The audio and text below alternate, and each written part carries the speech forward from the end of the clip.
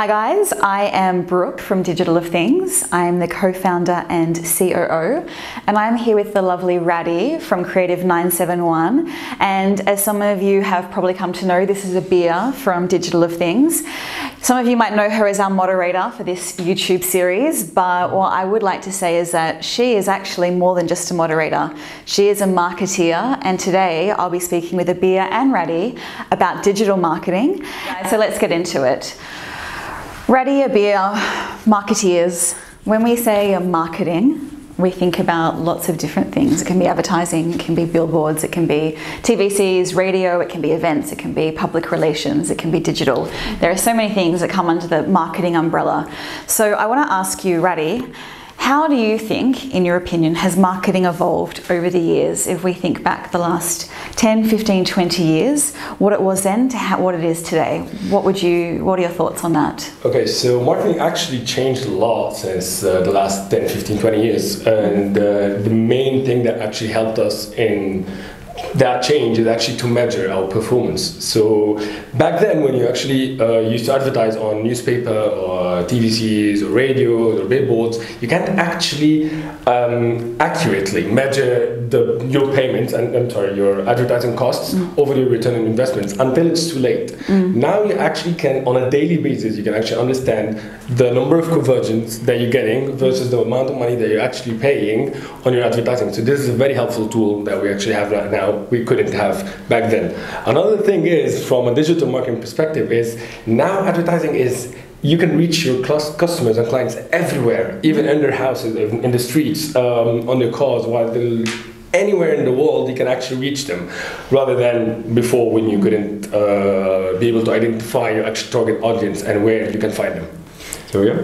I think one main thing that we need to keep focus on, although things have transitioned and have moved, but content is the key in all that. Like, once we have a main message that we need to get out there, right now things has transitioned, we have different platforms, different tools to get the message out there, but the key is the message, and the way the consumers even interact and absorb it has become differently. Like, people are more interested in visuals, interactive forms, so yeah.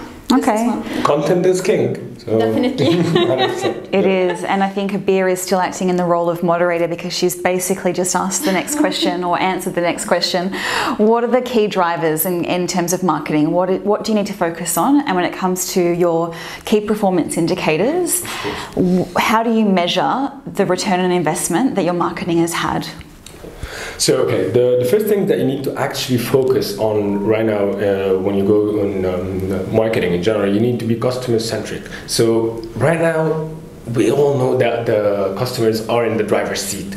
They can actually choose which ads to see, which ads to avoid. If you don't want to watch any ads at all, they can actually do that. So actually, to reach these kind of customers, you need to be customer-centric. You need to focus on what they need, what they want, and actually give them all that right away. So don't just focus about your product, focus about the needs of your customers. That's the first thing. Another thing is, you need to be data-driven decisions. All your decisions have to be based on your data. So don't just throw away any decisions that's not backed up by proper data.